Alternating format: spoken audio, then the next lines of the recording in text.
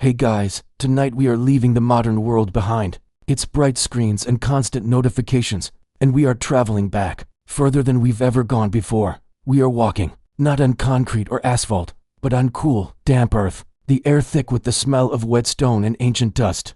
The only light comes from a single, flickering flame, casting long, dancing shadows on a wall that hasn't felt the warmth of a fire in tens of thousands of years. Your hand reaches out, not with a spray can or a Sharpie, but with a piece of red ochre, a charcoal stick, a lump of manganese dioxide, and you press it against the cold, unyielding rock. You are not the first. You are simply adding your voice to a chorus that began in the profound darkness of prehistory. You are making a mark, the most human of all impulses, and you probably won't survive the winter, let alone the next millennia. But this might. So, before you get comfortable, take a moment to like the video and subscribe, but only if you genuinely enjoy what I do here. I'd also love to know where in the world you're listening from tonight, so feel free to post your location and local time in the comments. Now, dim the lights, maybe turn on a fan for that soft background hum, and let's ease into tonight's journey together. The surface is rough beneath your fingertips, the texture of the limestone cavern wall a universe of tiny crevices and hardened ridges. You aren't thinking about posterity, not in the way we do. You aren't imagining archaeologists in some distant future carbon dating your work, writing papers about your technique. Your world is immediate, visceral. It is the gnawing hunger in your belly, the piercing cry of a predator in the night, the immense, terrifying beauty of a lightning storm. Your existence is a fragile flicker in a vast, incomprehensible darkness. And so, you create light. You create form. You bring something out of nothing. With a charred stick from last night's fire, you drag it across the wall, and a line appears. Its magic, its permanence. It is a defiance of the endless cycle of life and decay that defines everything else in your world. You are in El Castillo, in what will one day be called Spain. The date is, approximately 40,800 years ago.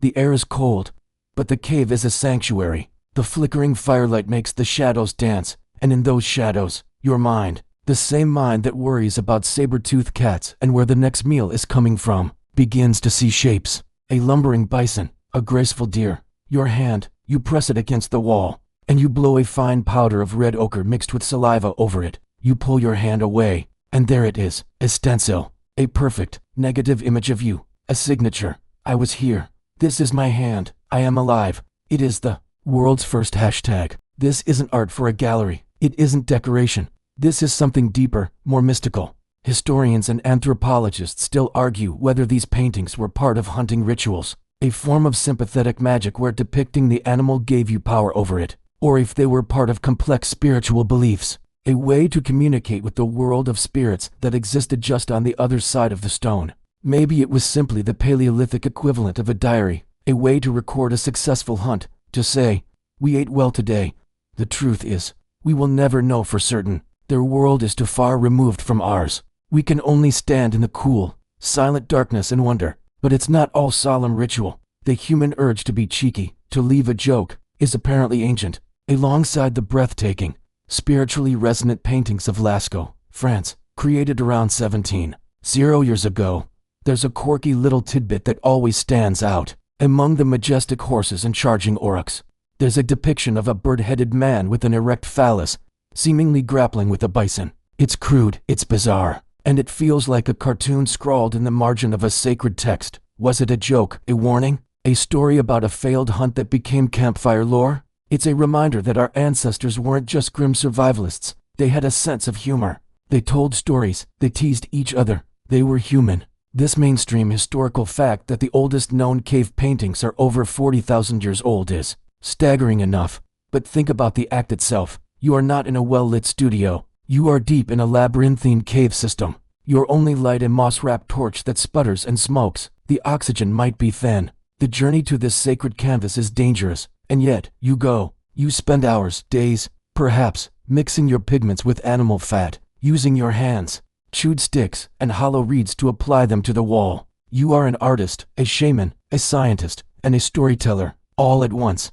And you are not alone. In caves all over the world, from Indonesia to Argentina, the same impulse emerges independently. It is a universal human language written in ochre and charcoal. It is the original social media platform, a wall where generations added their own stories, sometimes layering right on top of the old ones. A mammoth painted 5,000 years before might find itself with a new set of spears jabbed into its side by a later artist, updating the post, adding a comment. Your torch is beginning to gutter out. The shadows are growing longer, swallowing the great beasts you've brought to life. You take one last look at your handprint on the wall. It is a testament, a prayer, a simple statement.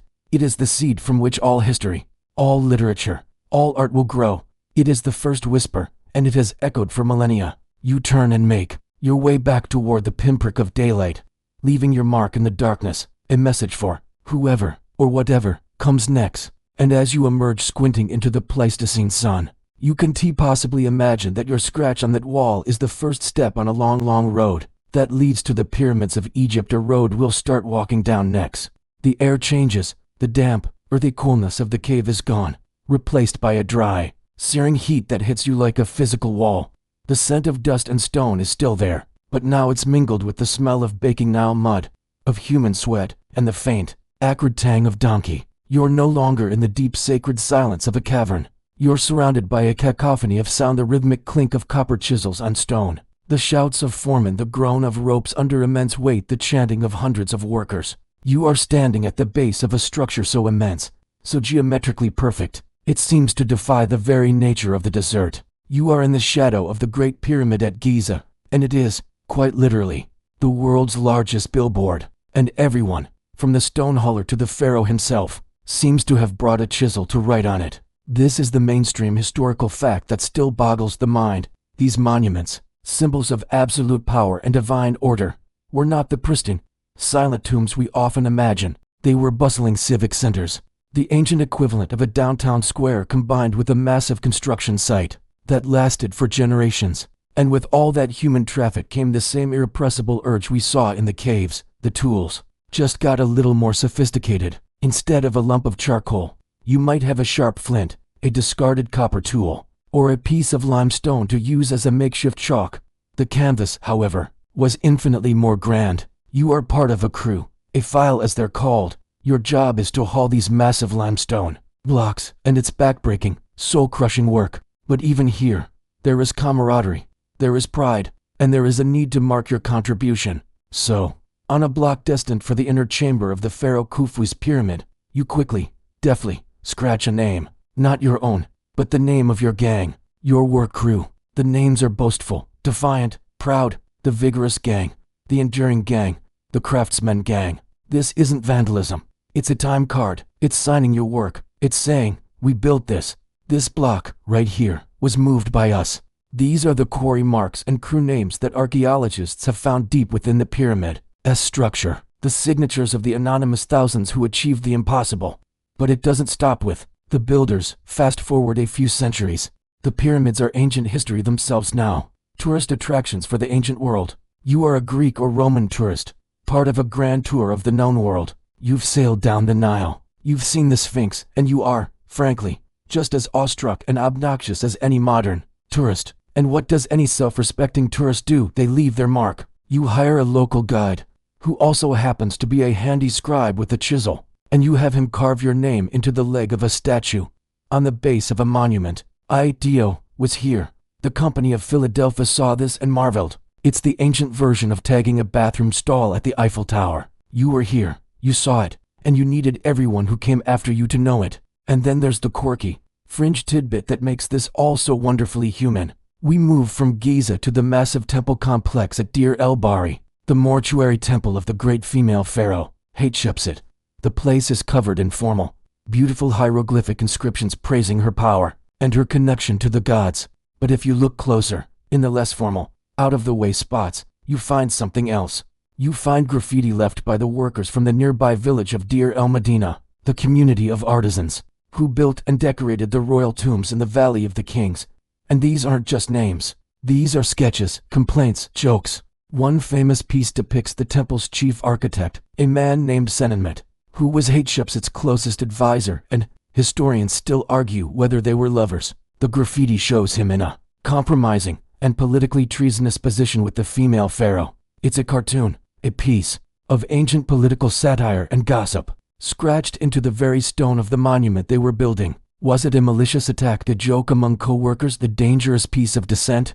We'll never know for sure, but it proves that even in the most rigidly hierarchical society the world has ever known, people talked, they gossiped, they made fun of the boss. The impulse to mock power is as ancient as the impulse to worship it. You walk through the colonnades of the Temple of Karnak, your fingers trailing along the bases of the enormous pillars. Every surface is covered, alongside the official, deeply carved reliefs of pharaohs smiting their enemies and making offerings to Amun-Ra. There is a palimpsest of personal marks, prayers to the gods from common people who couldn't afford a formal offering, rough sketches of ships on the Nile, perhaps by a homesick sailor, a beautifully drawn image of a cat, a board for a game of Senate, scratched into a flat stone, ready for a worker on his lunch break. This was a society obsessed with permanence, with carving their story in stone for eternity. The pharaohs did it on a monumental scale, but the everyday citizens did it too, piggybacking on that immortality. Their marks are smaller, fainter, but in many ways, they are more direct, more honest. They aren't about projecting power. They're about asserting existence. A name, a picture, a complaint, a prayer. I was here. I had hopes. I was bored. I loved this cat. The sun is beginning to set, casting long shadows across the desert, turning the pyramids into stark black triangles against a fiery orange sky. The crowds are thinning. The heat is finally relenting. You take one last look at the wall. A chaotic, beautiful, millennia-old collage of the human experience. From the proud signature of a work gang to the scandalous doodle of a courtier. It's all here. It's a conversation across centuries, written in stone. And soon, we'll travel to another place where that conversation was frozen in a single, terrifying moment. A place where the graffiti doesn't just tell us about history, it is the history. The Egyptian sun fades, replaced not by night, but by an oppressive, gray twilight. The air is no longer dry and hot. It's thick, gritty, and difficult to breathe. There's a faint, sulfurous smell that catches in the back of your throat. The sounds are different to the distant, low rumble. Isn't construction. It's the mountain itself, groaning. You're no longer walking on desert sand, but on a strange, pebble-like ground of pumice stone that crunches unpleasantly under your sandals. The date is August 24th, 79 AD. The place is Pompeii, and you are living through the last hours of a city, but you don't know that yet. Right now, you're just trying to go about your day, and the walls around you are buzzing with the city's chatter. You hurry down a narrow, cobbled street, shouldering past others who are also looking nervously at the sky, at the plum of black smoke and ash boiling from the summit of Vesuvius. The buildings on either side of you are tall, their upper floors leaning in, almost touching, creating a shadowy canyon. And every available surface of these walls, from the base to as high as a person can reach, is covered in writing. This is the mainstream historical fact that brings Pompeii to life like nothing else. It was a city absolutely saturated in graffiti. This wasn't the mark of a few vandals. It was the city's social media feed, its newspaper, its public forum, and its bathroom wall, all rolled into one. The volcano didn't just preserve buildings and bodies. It preserved a conversation. You pause to catch your breath, leaning against a cool plaster wall. Right next to your face, someone has written in bold, red letters, a word of advice. My friend, if you're going to fall in love, find yourself an available girl. Trust me, you can't help but smirk. Further down, a political endorsement. I ask you to elect Gaius Julius Polybius.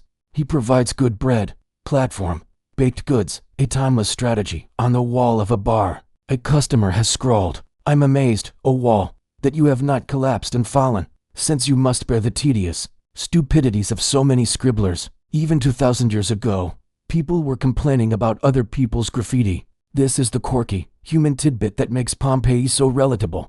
It's not all grand philosophy. It's the stuff of everyday life. You see a drawing of a phallus with the inscription "Look upon this and thrive," a common good luck charm. There are riddles. The one who asks is innocent. The one who takes is guilty. What is it? The answer, a kiss. There are shopping lists, reminders to pay debts, and boasts about romantic conquests that are graphically specific. It's the unfiltered idea of a Roman city, shouting from every corner. You duck into what looks like a taverna, seeking shelter from the now falling ash. The interior is dark, the proprietor frantically trying to secure shutters. On a wall near the counter, illuminated by a single oil lamp, you see the tally marks of countless bar tabs, and next to it, a heartfelt confession. Virgula to her friend Tertius, you are disgusting. Some drama, forever frozen in time outside. The rumble grows louder. People are starting to scream now, the panic becoming a tangible thing. You push back out into the street and your eyes fall on another scrawl. This one feeling more poignant, more desperate. May those who love prosper. May they perish who cannot love. May they perish twice over who forbid love. Historians still argue whether the sheer volume of Pompeian graffiti represents a society with an unusually high level of literacy for the ancient world, or if it was just a cultural free-for-all, where even the semi-literate participated by paying professional scribblers to write their jokes and insults for them. Was it a city of readers and writers, or just a city of people who loved gossip and had easy access to red paint? The answer is probably a messy combination of both, but the result is the same. A symphony of thousands of voices. The ground shudders violently, and a hail of heavier pumice stones begins to fall, cracking against the tile roofs. You run now, your heart hammering in your chest, seeking the relative safety of a stone building. You slip inside a house, its courtyard open to the now black sky. The family inside is huddled together, praying to their household gods. And even here, in this private domicile, the walls speak. In a servant's quarters, a simple, childlike drawing of a gladiator is scratched into the plaster. A tally of days worked, a name, Secundus Loves Prima, intimate, personal marks, never meant for the public street, but now exposed for all eternity. This is the profound tragedy and gift of Pompeii. The very disaster that snuffed out these lives in the most horrifying way also preserved their humanity in exquisite, heartbreaking detail. The graffiti doesn't tell us about emperors and conquests. It tells us about the baker who was proud of his bread, the lover who was heartbroken, the customer who was overcharged for wine, the friend who thought his buddy was being disgusting. They were us. The air is becoming impossible to breathe, filled with fine, hot ash. The darkness is nearly total, broken only by the occasional terrifying flash of lightning within the volcanic cloud. The noise is a deafening roar. In these final, suffocating moments, as you huddle with strangers, your eyes are drawn to one last message on the wall, written by someone named Lucius. It's not a boast or a joke. It's simple, and it feels like the last word of a city. Lucius was here, and then, the wall itself, and the voice that wrote on it, and you, are all swallowed by the hot, gray, silent dark. But from that silence, other voices will rise. The voices of fans cheering for their heroes. The roar of the crowd in the greatest stadiums ever built. The story doesn't end here.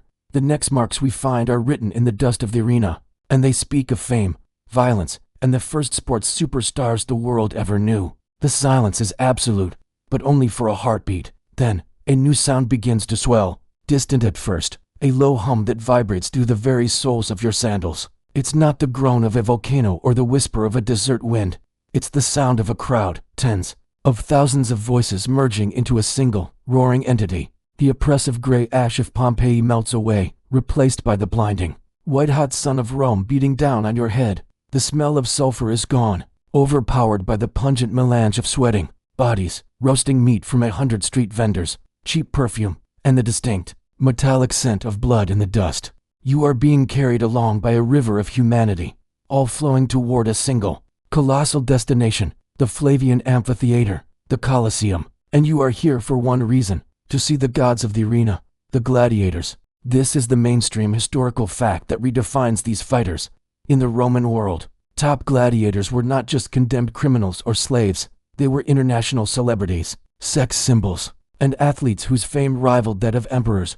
Their faces were on lamps, on flasks, on children's toys, and their names, their records, their boasts, and the adoration of their fans were scrawled on every available surface in the city, but especially here, in the shadow of the arena, where they lived and died. This graffiti wasn't vandalism, it was phantom. You pushed through the bustling crowd near the Ludus Magnus, the great gladiatorial school just beside the Colosseum. This is where the fighters train, eat, and sleep. The walls surrounding it are a chaotic, vibrant shrine to these men.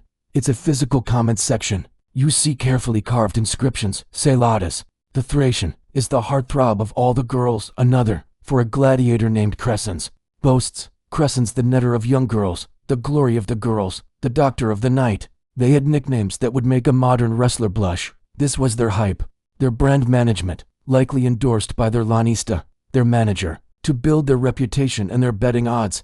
But it's not just official promotion. This is where we find the quirky, human tidbit, Mixed in with the professional boasts are the scratches of the fans themselves, a heartfelt, misspelled declaration. We, the companions of Florus to Septimius, the retiarius, get well soon. It reads like a get well soon card left at the gate of a sports stadium. There are drawings, crude but enthusiastic, of a specific gladiator's signature helmet or shield. And there are the tallies. Oh, the tallies. Next to a gladiator's name, a series of scratches mark his victories.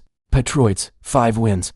Each mark is a life taken, a step closer to freedom and legendary status.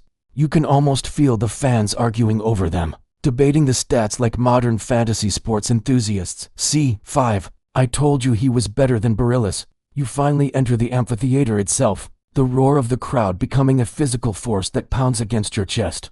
The sand of the arena, is pristine, raked smooth. But look down at the stone ledge in front of your seat. It's covered in scratches. While waiting for the games to begin, bored spectators played games, etched pictures, and of course, wrote about the fighters. You run your fingers over one, a beautifully drawn gladiator. His name, Marcus Attius, carved neatly beside him, with a single, hopeful victory mark. Was this drawn by an admiring fan, or by the man himself, visualizing his success before he ever stepped onto the sand? Historians still argue whether the vast majority of this graffiti was created by the fans, or by the gladiators themselves.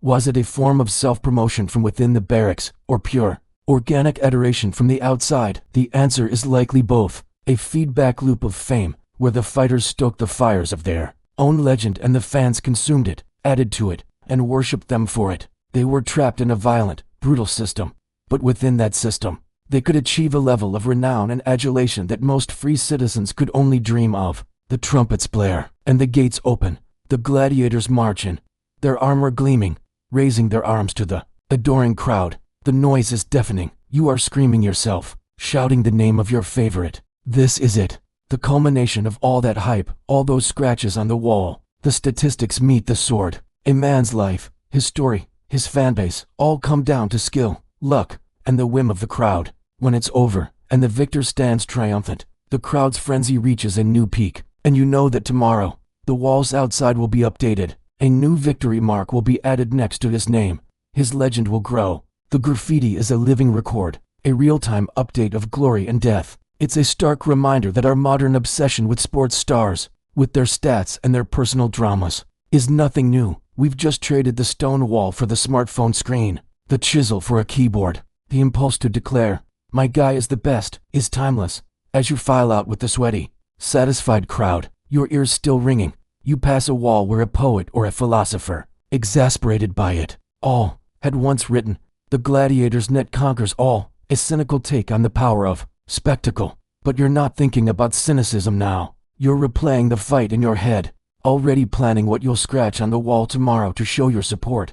The story, however, is about to travel far beyond the packed stadiums of Rome, following the scratch of a very different kind of writing, left by travelers who carved their names not for fame, but simply to say they had survived the journey. The roar of the Roman crowd fades, not into silence, but into the relentless, groaning complaint of oak timbers and the sharp, percussive snap of a woolen sail catching a gust of wind. The scorching sun of the Mediterranean is gone, replaced by a damp, bone-deep cold that seems to radiate up from the dark, choppy water itself. The smell of sweat and blood is now the smell of wet sheepskin, salted fish, and the faint, ever-present tang of iron from the weapons of the men around you. You are no longer unstable, magnificent stone. You are on a longship, a slender, terrifyingly flexible vessel riding the swells of the North Sea. You are a Viking, and the world is vast, unknown, and waiting to be marked. This is the mainstream historical fact of the Viking Age.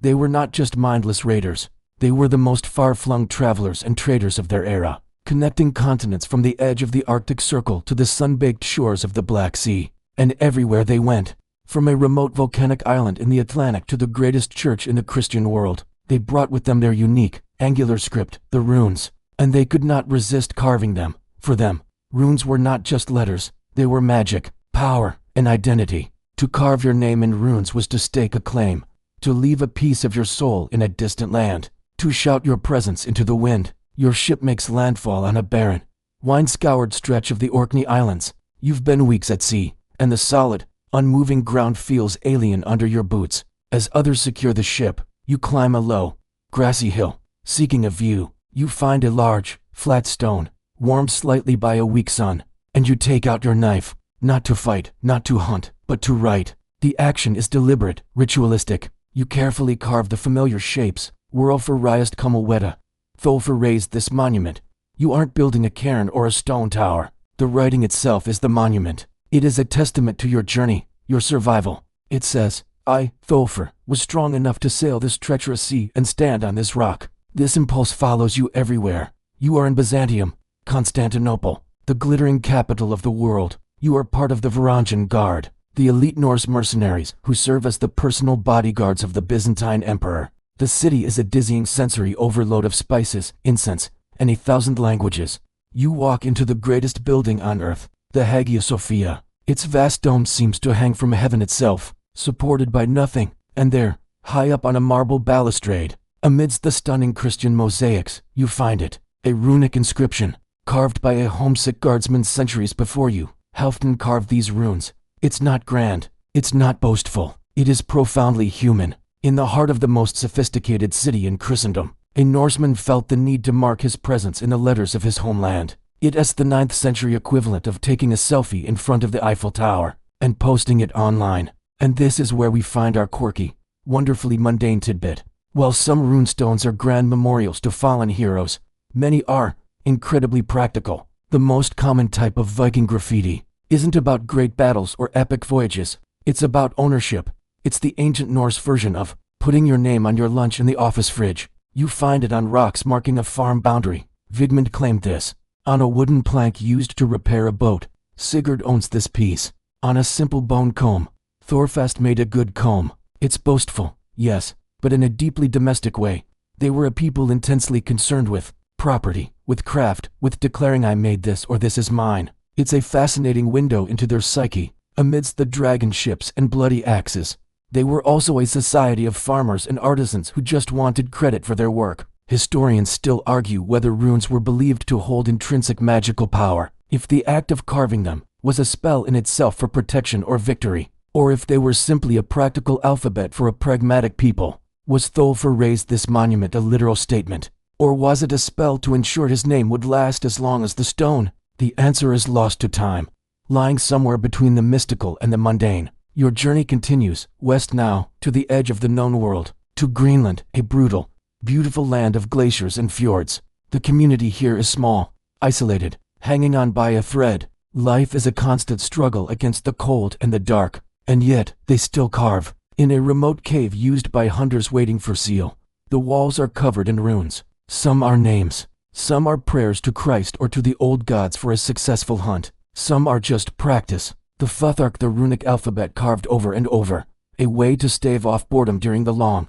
lonely vigil. It's a testament to the stubbornness of the human spirit. Even facing existential threats, we need to write. We need to say, I am here. I am waiting. The wind howls outside the cave, a sound that speaks only of emptiness and oblivion. You look at the runes glowing faintly in your firelight. They are a barrier against that nothingness. Each stroke of the knife was an act of defiance. They are not as flashy as Pompeii's insults or as celebratory as Rome's gladiator fan art.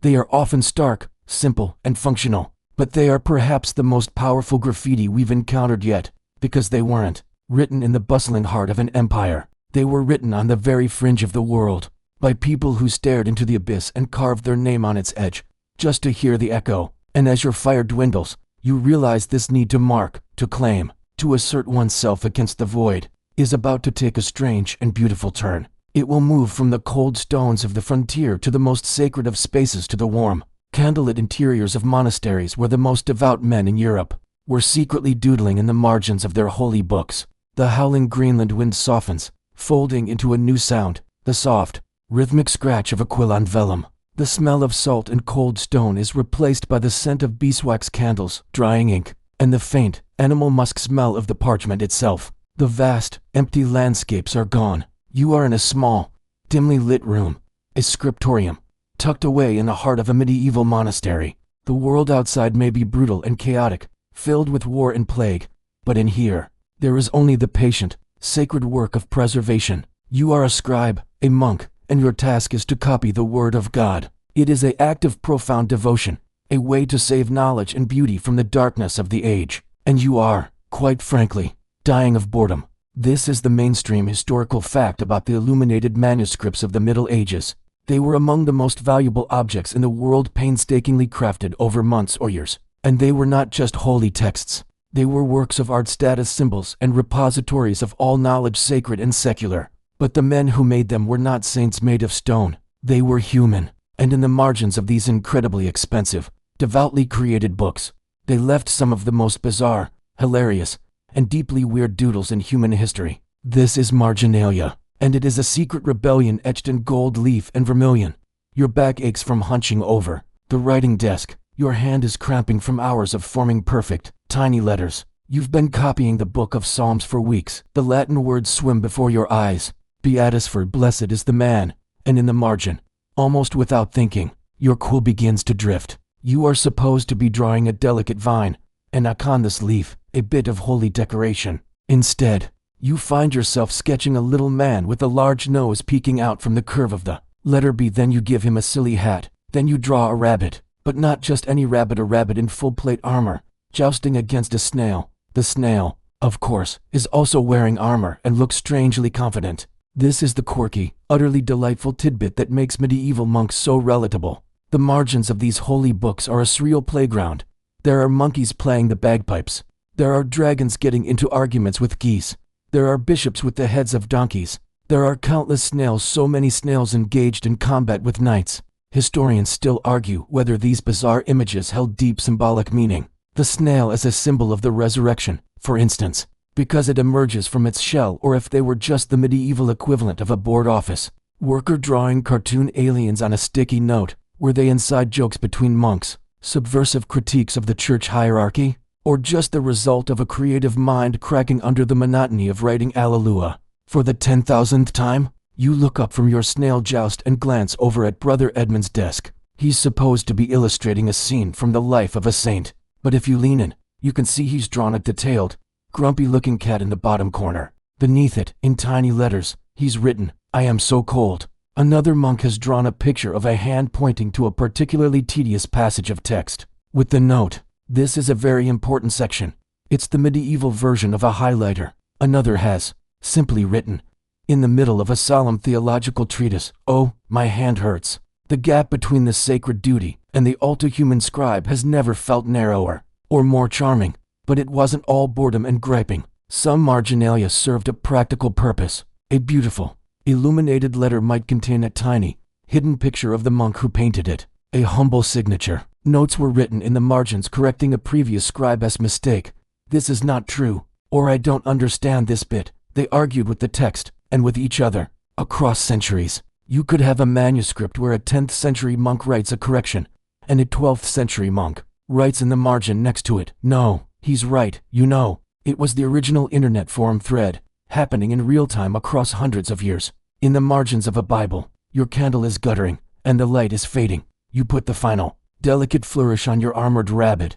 It has absolutely nothing to do with the psalm it borders. It is utterly, gloriously irrelevant, and that is precisely its power. In a world defined by rigid hierarchy, duty, and devotion, this tiny, absurd drawing is an act of personal freedom. It is a silent chuckle in a silent room. It is a little piece of you inserted into the immutable, holy text. It's a whisper that says, "A man made this. A man with a sore hand, a cold nose, and a weird sense of humor was here." You close the heavy book for the night. The gold leaf on the cover gleams in the dying light. The book is a masterpiece of faith, but its secret, hidden in the margins, is a masterpiece of humanity. It reminds us that even in the most regimented of lives, the human spirit finds a way to play, to rebel, to doodle. The need for informal, personal expression is irrepressible. It will find a crack in the most solemn of walls and bloom there, strange and wonderful. And as you blow out the candle, plunging the scriptorium into darkness, that same restless, marking impulse is already somewhere else it has gone to sea again, but not on a Viking longship. It's carving not runes of ownership, but names of longing into the wet masts of ships, on a voyage that will connect continents and change the world forever. The quiet, candlelit silence of the scriptorium is shattered by the scream of gulls and the deafening crash of waves against a wooden hull. The dry, safe scent of parchment is gone, replaced by the overwhelming smells of tar-wet rope bilge water and the peculiar never-forgotten odor of a ship that has been too long at sea, a mix of unwashed bodies, stale brine, and rotting food. The solid, unmoving floor of the monastery is now a heaving, treacherous deck that rolls beneath your feet, forcing you to constantly adjust your balance. You are no longer a scribe. You are a sailor, somewhere in the vast, terrifying emptiness of the Atlantic Ocean during the age of exploration. The year is 1519.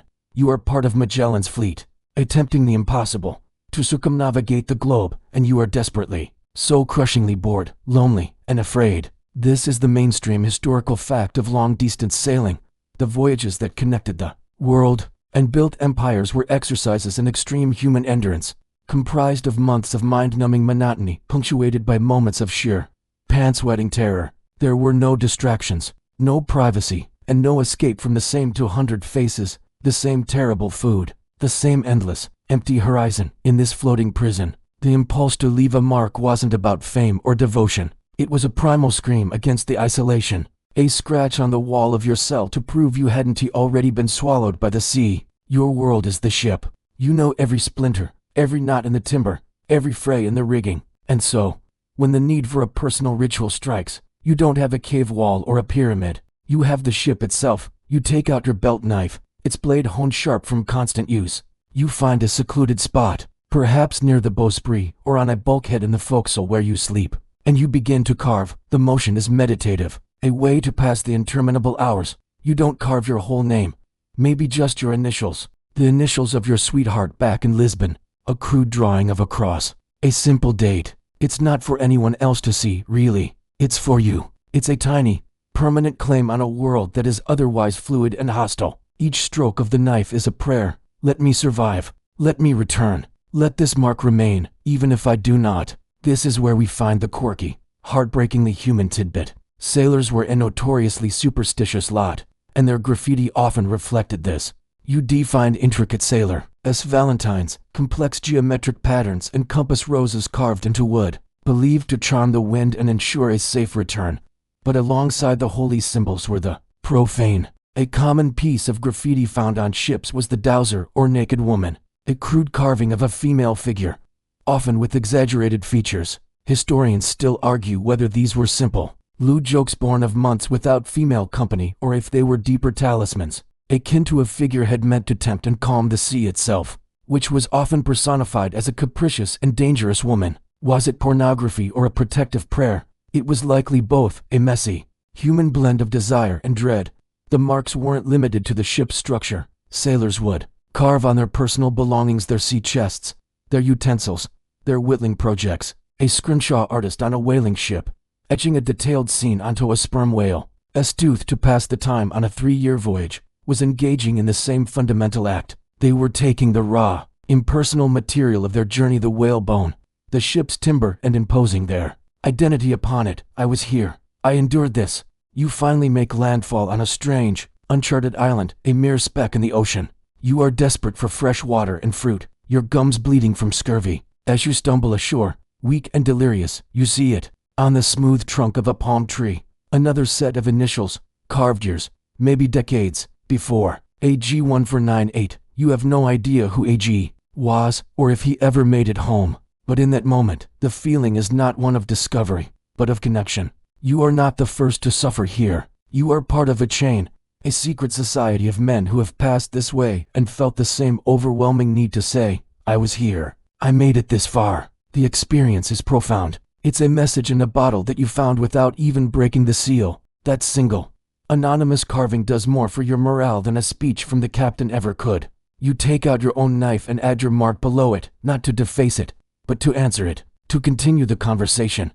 The tree becomes a guest book for the lost and the desperate, a lonely monument to human resilience. Back on the ship, as you haul on ropes under a blistering sun, you look at the mast. It is a forest of names, dates, and homelands, a map of longing etched into spruce and hemp, a Spaniard's name next to a Portuguese's, next to an Italian's. The ship isn't just a vessel, it's a living archive of its crew's hopes and fears. These carvings are more honest than any captain's log. They don't record latitude and longitude. They record loneliness, superstition, and the stubborn refusal to vanish without a trace. As your ship pulls away from the island, the carving on the palm tree fading into the distance, you understand that this urge to mark is a navigational tool. It doesn't help you chart a course across the water, but it helps you chart a course through the terrifying expanse of time and oblivion. It's a buoy in the sea of history, proving that someone, against all odds, passed this way. And soon, that same urge will find a new, more public shore, as pilgrims and travelers begin to leave their marks not on trees or ships, but on the world's most sacred sites, creating a global testament of "I was here." The relentless, heaving motion of the ship still lingers in your muscles, a phantom sway as you step onto ground that refuses to move. The salt spray on your lips is replaced by the taste of dust, thick, chalky, and ancient. The sounds of creaking timbers and shouted orders fade into a low, reverent hum, the murmur of hundreds of voices praying in a dozen different languages. You are no longer on the deck of a carrack. You are shuffling forward in a slow, snail-paced line through the dim, cavernous interior of the Church of the Holy Sepulchre in Jerusalem. The air is heavy with the smell of beeswax candles, incense, and the palpable, sweat-scented fervor of countless pilgrims. You have journeyed for months, even years, through unimaginable hardship to reach the spot. And now that you are here, standing on the most sacred ground in Christendom, what is the first thing you feel compelled to do? You take out your knife, not to fight, not to eat, but to carve your name into the wall. This is the mainstream historical fact of pilgrimage. For millennia, reaching a holy site was not the end of the journey. It was the moment of validation, the proof of devotion, that had to be physically manifested. And the universal way to manifest it was to leave a mark. This graffiti wasn't desecration, it was devotion. It was a permanent record of your faith, your effort, your presence at the Axis Mundi, the center of the world, the walls of the Holy Sepulchre, the stones of the pyramids, the steps of Mayan temples. They are all covered in these declarations. They are the physical likes and check-ins of the pre-digital world. Your hand trembles slightly as you press the tip of your knife into the soft limestone of a pillar. You are not a vandal, you are a witness. You carefully form the letters of your name, your hometown, the year of our Lord. The act is ritualistic, a sacrament in itself. The tiny, gritty particles of stone dust that fall are like an offering. You are inscribing yourself into the history of this place, weaving your thread into its sacred tapestry. All around you, the walls are a chaotic, beautiful palimpsest of these declarations. Crusader crosses from the 12th century overlap Byzantine Greek initials from the 6th, which are themselves overshadowed by the flamboyant script of a 17th century Italian nobleman on his grand tour. It's a democracy of devotion, where a poor farmer's scratch stands shoulder to shoulder with the king's finely carved coat of arms. And this is where we find our quirky, deeply human tidbit. While many of these marks are solemn, the human capacity for one-upmanship and sheer boastfulness is never far away. In the catacombs beneath Rome, early Christian pilgrims would carve their names and prayers, but right beside them, you might find a much larger carving from a Renaissance tourist that essentially says, "Giovanni was here, and my pilgrimage was way harder than yours." It's the ancient version of a humble brag vacation post. Even Geoffrey Chaucer, in the Canterbury Tales, pokes fun at this impulse, describing how a fellow pilgrim would always find a way to work his travels into every conversation. The need to prove you'd been there was a powerful social currency. But the most famous, most enduring, and symbol of this "I was here" impulse is one you'd recognize instantly. Kilroy, the bald-headed, long-nosed character peeking over a wall, accompanied by the words, "Kilroy was here." This graffiti phenomenon exploded during World War II, appearing mysteriously on every front, in every theater of war, always ahead of the troops. It was a joke, a morale booster, a mark of American ingenuity and presence. But its roots are ancient. It's the direct descendant of the Pilgrim's cross carved in the Holy Sepulchre. It's the same message: we passed this way, we were here, remember us. Historians still argue whether the sheer volume of pilgrim graffiti represents a sincere, devotional act or a more transactional one, a form of spiritual credentialism, where the act of traveling and marking was a way to bank grace and prove one's piety to the community back home. Was it faith, or was it religious tourism? The answer, as with all things human, is a mix of both. The earnest prayer of a widow seeking solace for her dead husband is etched in the same stone as the boastful signature of a knight showing off his worldliness. You finish your carving, your initials now part of the millennia-old collage. You step back, feeling a profound sense of completion. The journey is over, you have testified. As you move through the rest of the church, you see the marks everywhere, not just on walls, but on the tomb itself. Tiny crosses scratched into the marble edicule, It's as if people need to physically connect, to touch the sacredness and take a tiny piece of it away with them, even if it's just a microscopic bit of stone dust under their fingernail. The line shuffles forward towards the holiest site, the tomb of Christ. The air grows even thicker with prayer, and right there, on the worn smooth marble flanking the entrance, you see it, a simple, stark, and incredibly ancient carving of a sailing ship. A pilgrim from 1,000 years ago, perhaps from a distant shore, left a drawing of the very vessel that carried them to salvation. It's a perfect, poetic circle. The vehicle of their journey becomes the symbol of their arrival. It's a final, powerful reminder that the mark we leave is often a story of where we came from, how we got here, and what we believed in. You exit the church, blinking in the sudden, harsh sunlight of Jerusalem. The weight of centuries of devotion is still upon you, but that universal need to mark your passage, to say I was here, is about to step out of the sacred and into the profane. It's going to find its way into the most private, most universal, and arguably most honest room in any building, the bathroom. The profound, incense-heavy air of the church vanishes, replaced by a starkly different atmosphere. The reverent murmur of prayer is now the absolute, echoing silence of a sterile, tiled space. The scent of beeswax and ancient stone gives way to the sharp, astringent smell of industrial cleaner, undercut by a faint, lingering ghost of human use. The dim, candlelit grandeur is swapped for the unforgiving, buzzing fluorescence of a single overhead light. You have stepped out of the most public of sacred spaces, and into the most private of public ones, a bathroom stall. The door swings shut behind you with a definitive, metallic click, and you are alone, truly alone, and on the gleaming, white enameled metal of the door, in a mix of blue ballpoint pen and etched scratches, is a universe of unfiltered human thought. Welcome to the frontier of latrinalia. This is the mainstream historical fact about bathroom, graffiti, or latrinalia.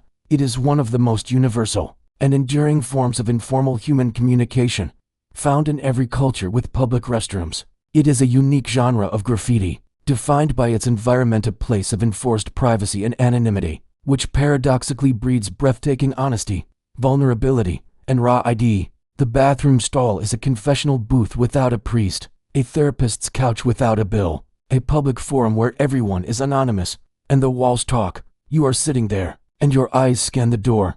It's a chaotic tapestry, a heartfelt declaration.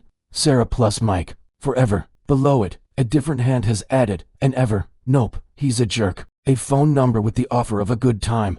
A political slogan, misspelled. A crude drawing. A philosophical musing.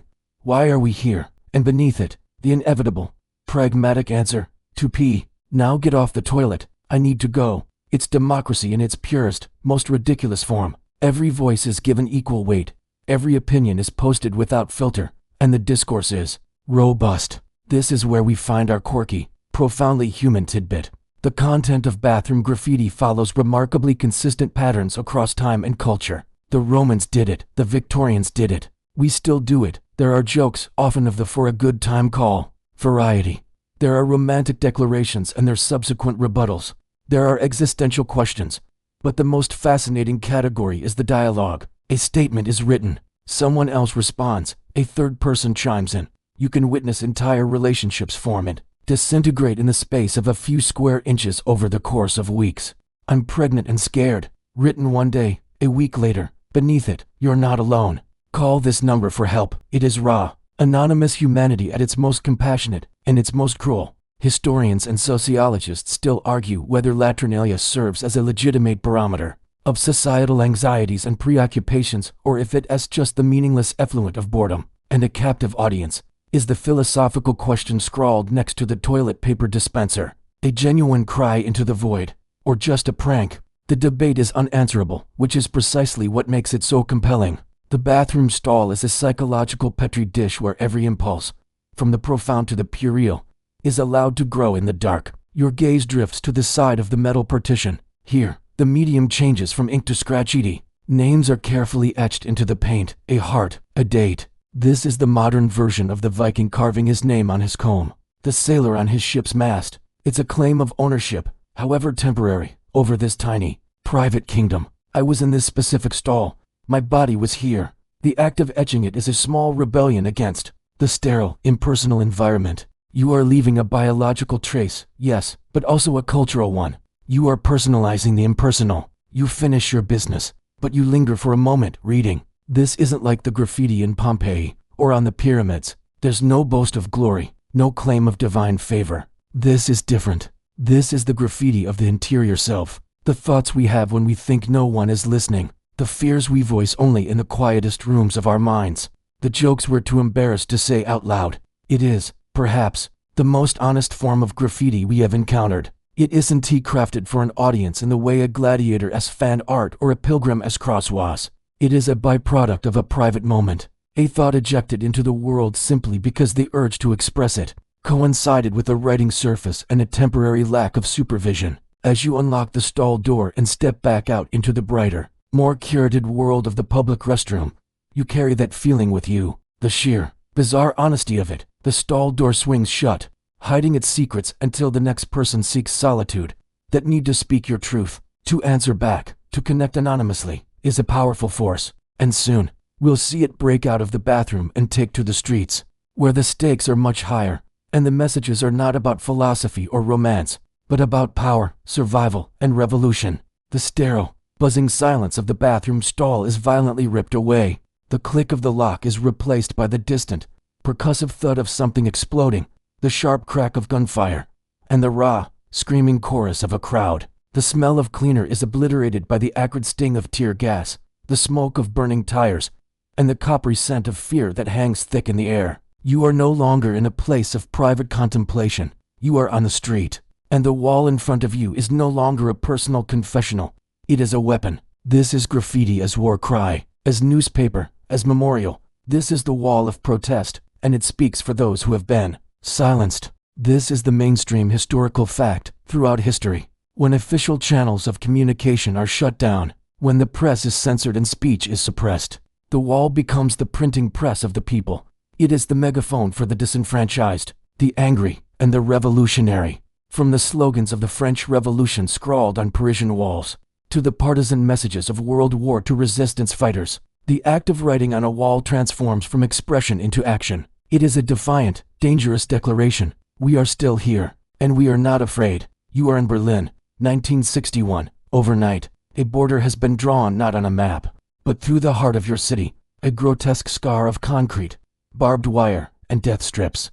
The western side of the Berlin Wall becomes a canvas of pure, unfiltered rage and grief. You are holding a can of paint, not for art, but for testimony. You splash bright color against the cold gray, writing the names of those who died trying to cross from east to west. You paint a soaring dove. You write, Die Mauer muss weg, the wall must go. This is not a request, it is a demand etched in enamel. Every day, the authorities whitewash it, and every night, you return. The painting itself is the protest. The persistence is the point. But it's not all solemn political fury. This is where we find our quirky, brilliantly human tidbit. Even in the face of oppression, the human spirit finds a way to mock, to satirize, to undercut the powerful with a joke. On the western side of the wall, someone paints a giant pair of glasses, with the lenses positioned over to peepholes used by East German guards. The message is clear. We see you watching, and we find you ridiculous. In Northern Ireland during the Troubles, the political murals in Belfast and Derry were fierce and sectarian, but amidst the grim iconography, you'd sometimes find dark, witty graffiti, a pun on a politician's name, a caricature of a hated figure. This humor is a survival mechanism.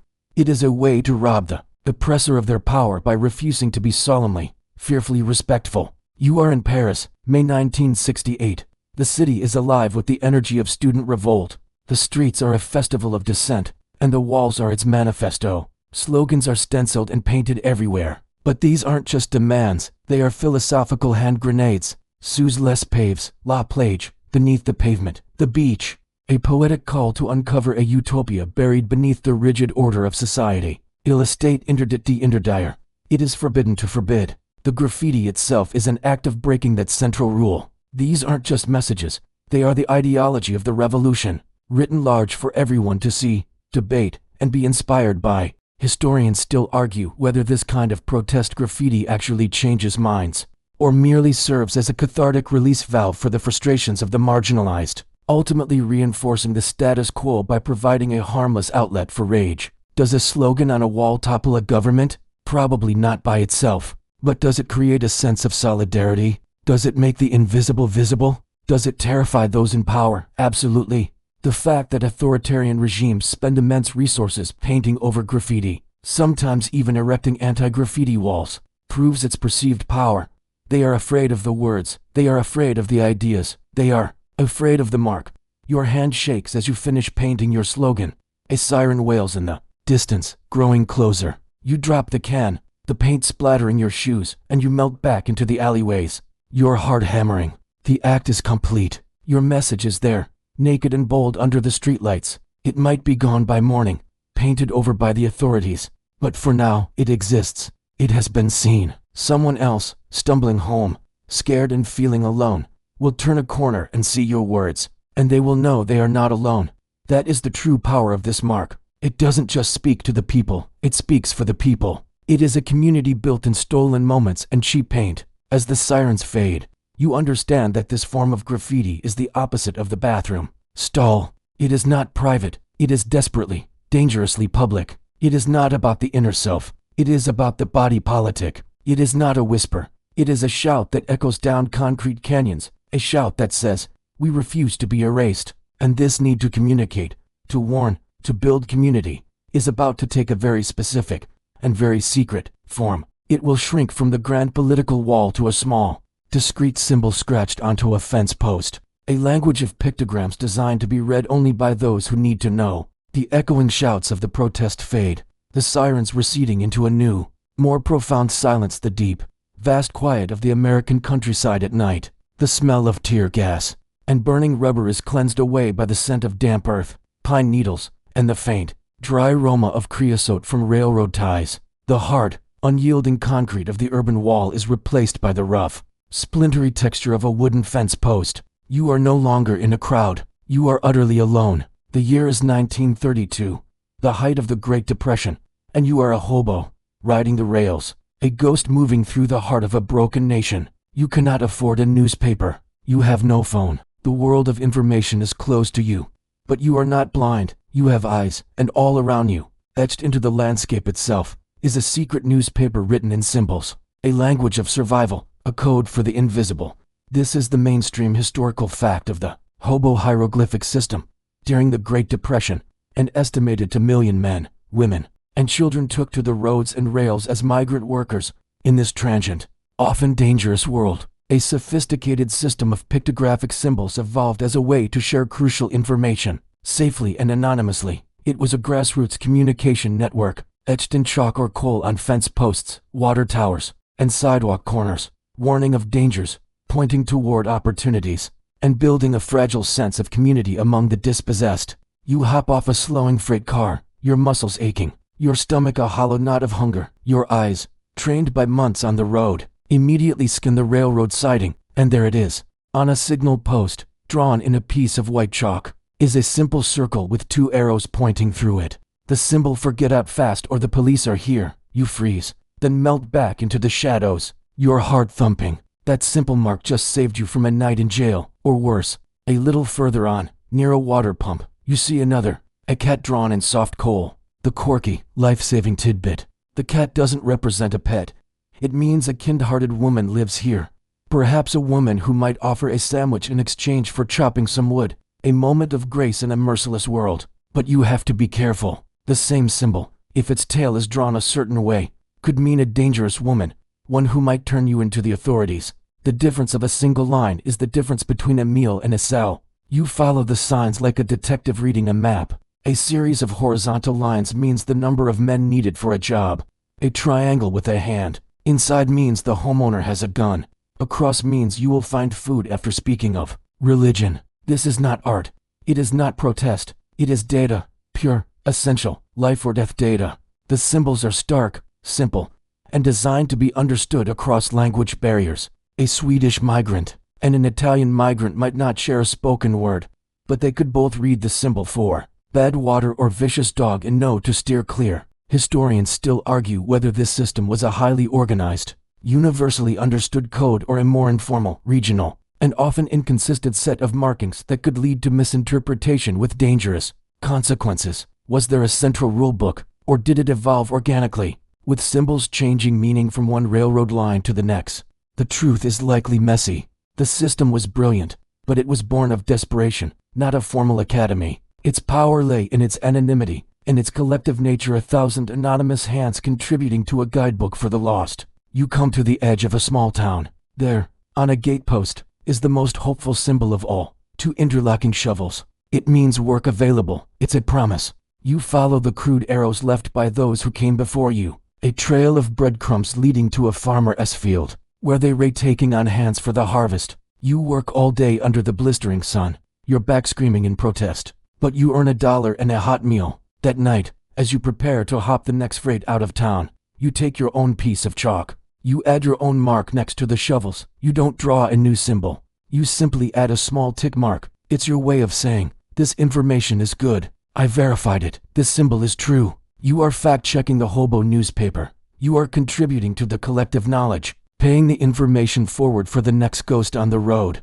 The code is a language of pure pragmatism, but it is also a language of astonishing compassion. A square with a dot in the center means money can be found here, perhaps hidden in a specific spot, by a sympathetic local.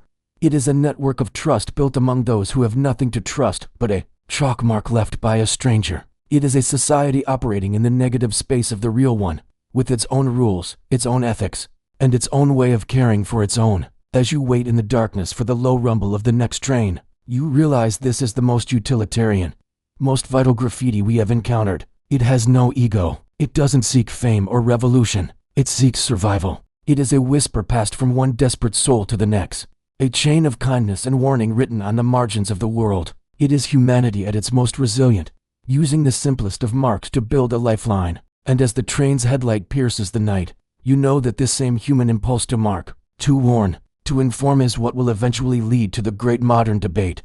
Are these marks we've been following for millennia art, or are they, in the eyes of the law and the property owner, simply crime? The lonely, urgent whisper of the hobo symbols fades, replaced by the low, methodical hum of a laptop and the soft, precise scratch of a dental pick against ancient plaster. The vast, open night sky of the railroad is gone.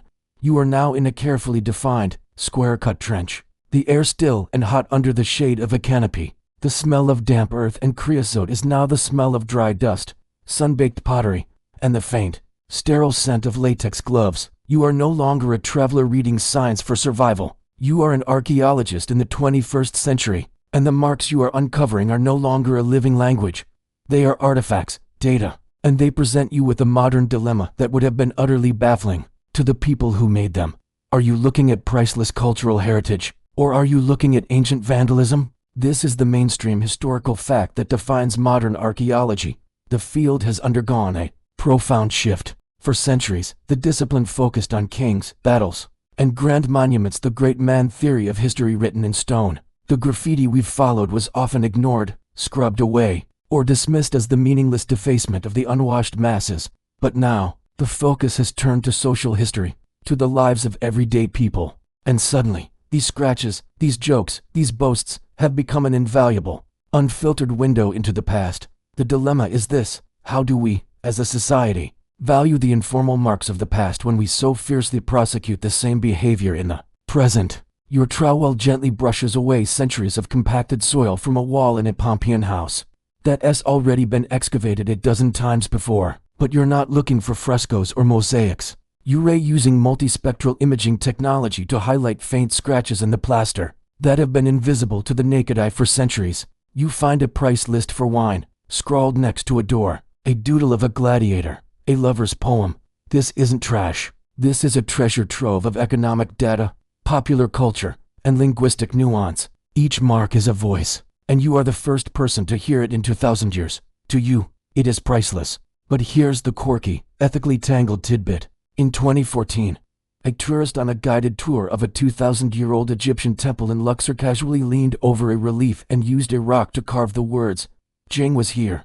The act was captured by another tourist's photo, went viral, and sparked international outrage. Jing was vilified. Yet, just a few feet away from her fresh scratch, there are ancient Greek and Roman graffiti from 2 millennia ago, left by tourists who did the exact same thing. We prosecute the modern Jing while we protect, study, and marvel at the ancient Dio who carved "I was here" in the same spot in 150 AD. The only difference is time. When does a crime become archaeology? Historians and ethicists still argue whether there is a meaningful, defensible line between contemporary vandalism and cherished ancient graffiti, or if it is purely a matter of chronological snobbery. Is it the intent, the context, the age? Does the passage of time automatically sanctify a selfish act? There is no easy answer. The debate rages in conservation labs and university seminars.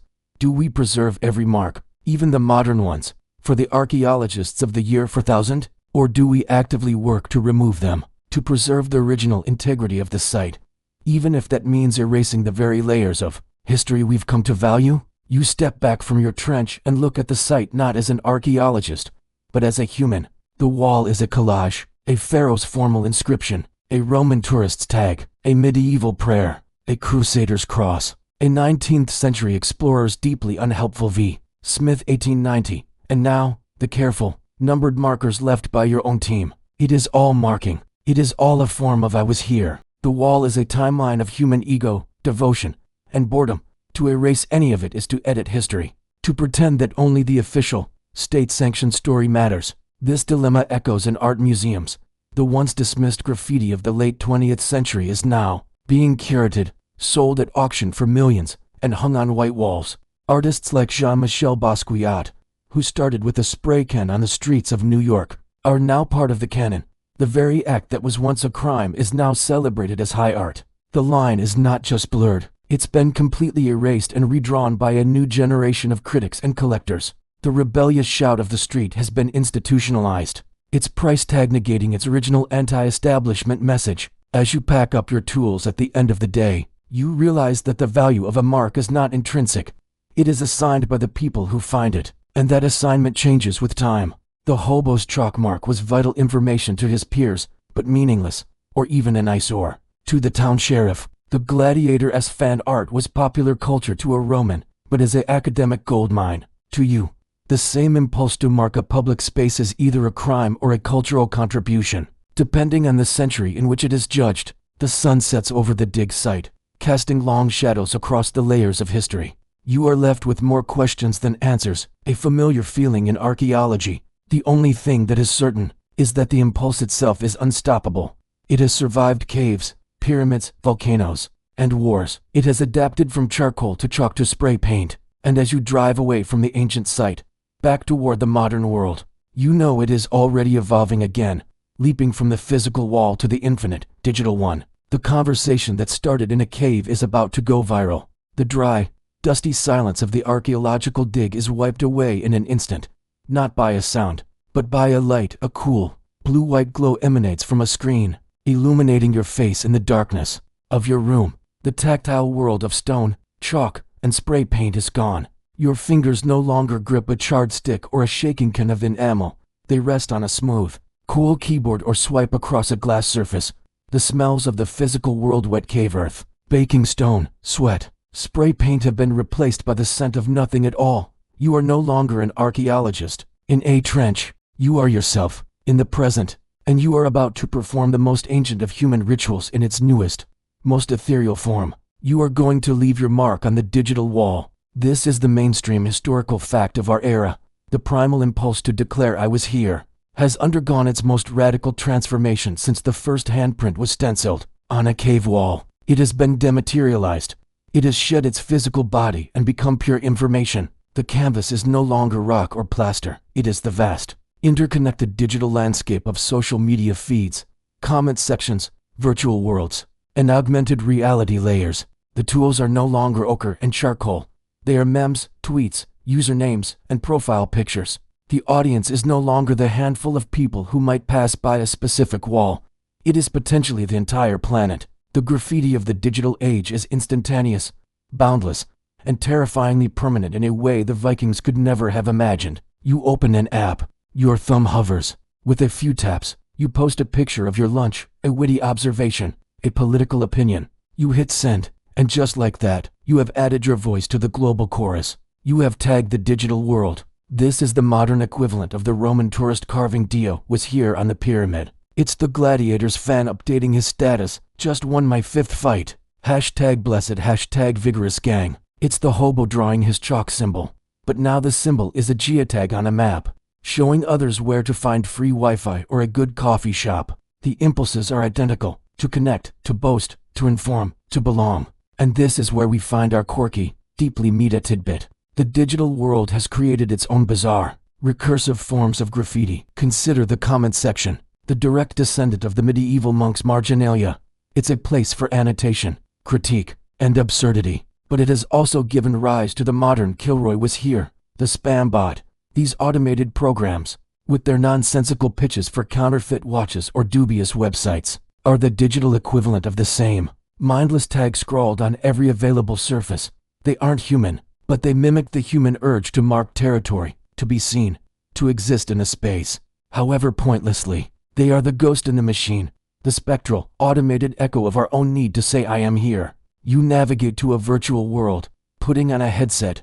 Around you, a digital city rises, built of code and light, and on the side of a virtual building, someone has used a digital spray can to create a stunning piece of art. In another realm, you use an app on your phone to point your camera at a blank physical wall. Through the screen, you see an animated dragon painted across it, a layer of graffiti that only exists in augmented reality. Historians still argue whether these digital and augmented marks represent the final liberation of graffiti from the constraints of physical law and property, or if they are a sad, sanitized imitation, lacking the danger, the texture, and the illicit thrill of the real thing. Is a risk-free, consequence-free digital tag still graffiti? Or is it just decoration? The parallels are everywhere. An influencer carefully curating their Instagram feed is engaging in the same self-promotion as the gladiator-esque hype man in Pompeii. A political movement organizing on Twitter is using the wall of protest. Just like the students of Paris in 1968,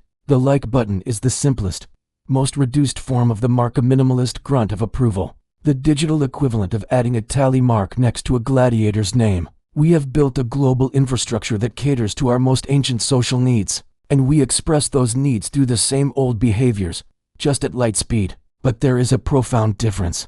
The marks we make now are both more ephemeral and more permanent than ever. Your tweet might vanish into the algorithmic stream in seconds, never to be seen again, but it might also be screenshotted, archived, and used against you a decade later. The digital wall never forgets. The Viking could carve his name on a rock in Greenland and be reasonably sure it would only be seen by a handful of people who already knew him. You post a comment on a news article and potentially invite the scrutiny of millions. The scale and the stakes have been magnified to a dizzying degree. You close the app, put down the phone. The blue light vanishes, leaving you in the quiet dark of your room.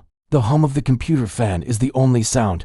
It is the modern equivalent of the soft background hum I asked you to turn on at the start of our journey. And in the silence, you realize that the journey hasn't been linear. We haven't been moving forward through history so much as we've been circling a single, central, human truth. The tools change, the canvases change, but the hand behind them, and the heart behind the hand, remains the same. We are compelled to make our mark, to add our voice to the conversation of history.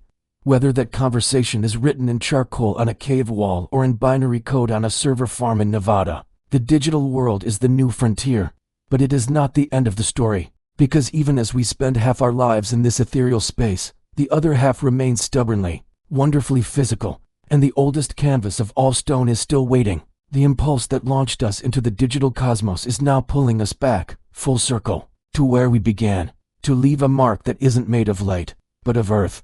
The cool, electric glow of the screen dissolves, not into darkness, but into the warm, golden light of a late afternoon sun. The sterile hum of the computer fan is replaced by the rustle of leaves in a gentle breeze, and the distant, soothing crash of waves on a shore. The scent of nothing is washed away by the rich, organic smells of damp soil, sun-warmed pine, and salty sea air. You are no longer in a room.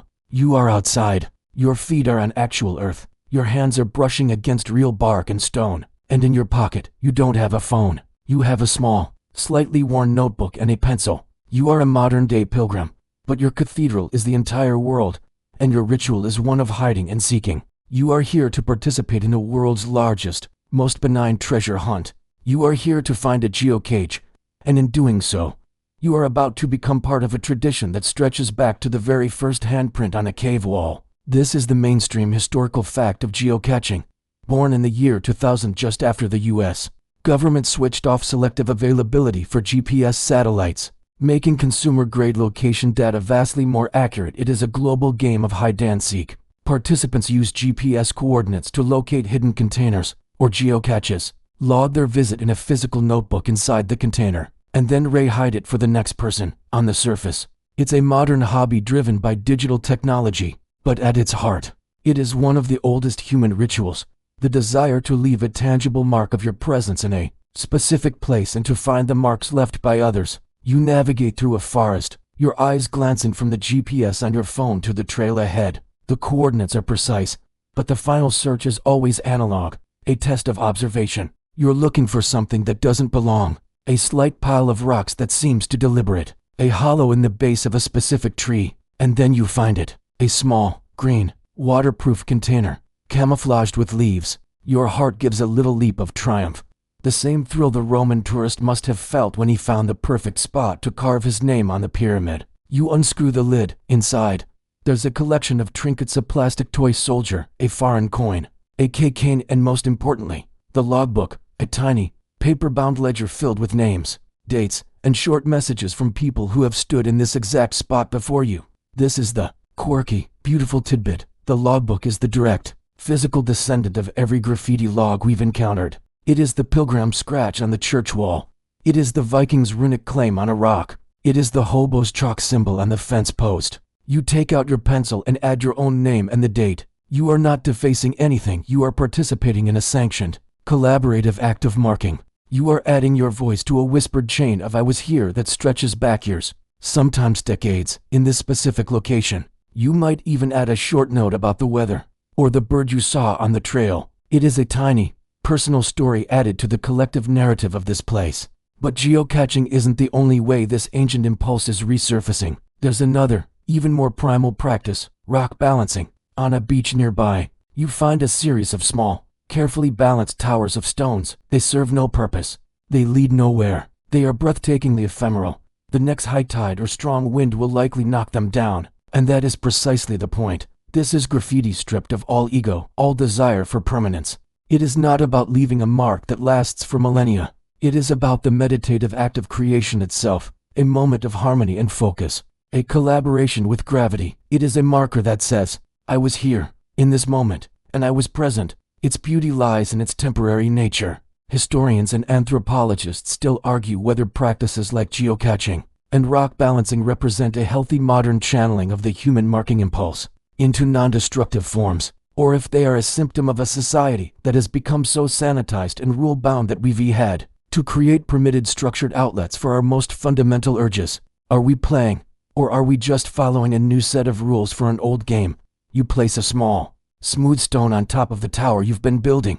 It holds, for now. You step back and admire it against the setting sun. You take a picture, but you know the photo is not the point. The point was the feeling of the cool, gritty stone in your hand, the concentration required to find its center of balance, the quiet satisfaction of creating order, however brief, from chaos. You return the geocache to its hiding place, ensuring it's perfectly concealed for the next seeker. As you walk back down the trail, you realize that these modern practices are a kind of answer to the ethical dilemmas of archaeology and the digital paradox. They allow us to satisfy that deep, ancient need to connect with place and leave a trace without causing permanent damage. They are conscientious graffiti. They acknowledge the impulse, but agree to play by a set of rules that respect the environment and the experience of others. The sun dips below the horizon, painting the sky in shades of orange and purple. You look back at the forest and the beach. There is no sign you were ever there. The geocache is hidden. The rock tower will eventually fall.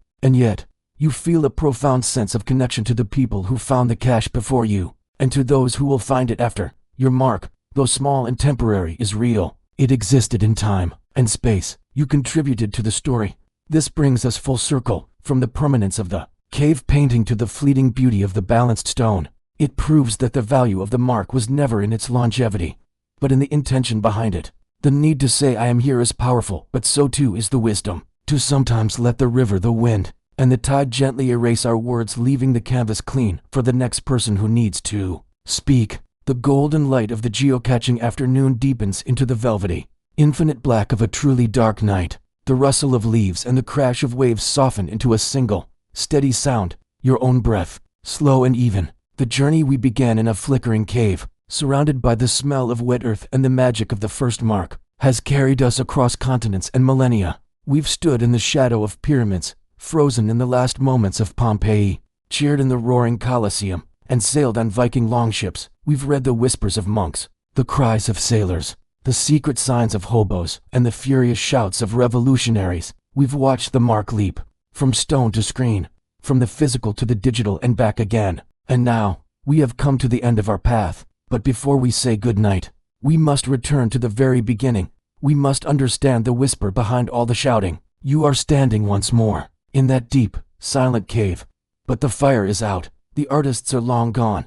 You are alone in the perfect, profound darkness. You can see nothing.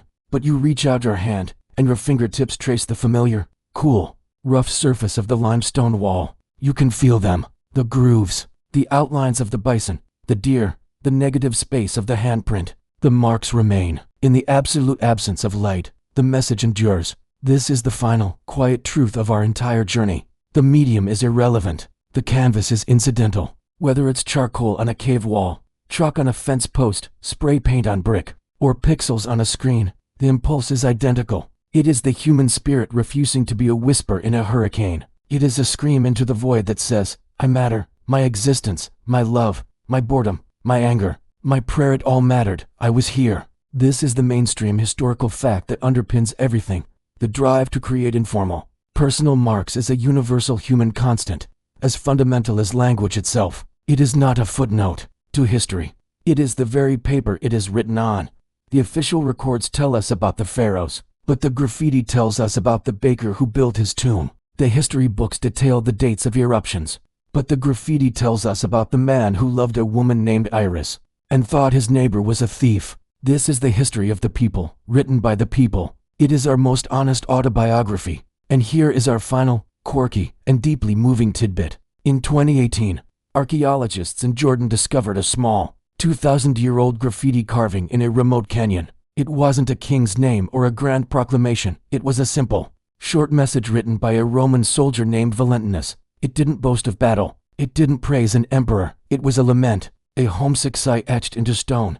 It read, I am of the century of Antonius. I am weary. In that simple phrase, the entire Roman Empire collapses into the lonely figure of one man, far from home, tired, and leaving a tiny, permanent record of his fatigue. It is as powerful as any epic poem. Historians will, of course, still argue about the motivations behind these marks until the end of time. Was it ego, communication, art, magic, boredom? The answer is yes. It is all of it. It is every reason, all at once, because it is human. We are messy, contradictory creatures, and our marks reflect that glorious, complicated mess.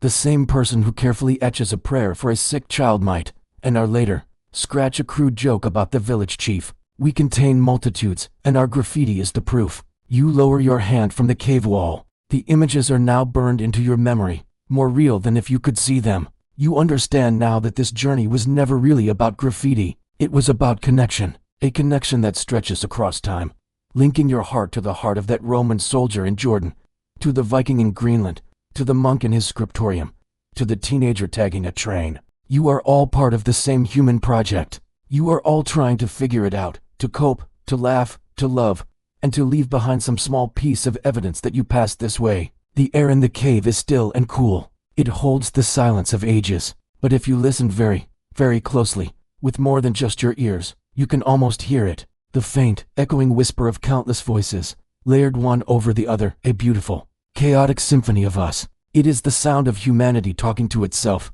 across the centuries. A conversation that began with a handprint in the dark and continues with every tap of a keyboard, every stroke of a brush, every initial carved into a tree. It is a conversation that will never, ever end. And so, as the darkness wraps around you like a blanket, you realize there is nothing to fear in the silence. You are not alone. You are surrounded by the gentle, enduring presence of every soul who ever felt the need to make a mark. Their whispers are the lullaby of history itself. You can let go now. You can close your eyes. The story is complete. The images begin to soften at the edges, the sharp lines of the cave wall blurring into a gentle, welcoming haze. The weight of the centuries we've traveled together tonight feels less like a burden now and more like a soft, heavy quilt, settling over you, comforting you with its vastness. All those voices, from the most boastful gladiator to the most weary Roman soldier, have melded into a single, soothing hum, a background resonance that tells you everything is going to be all right.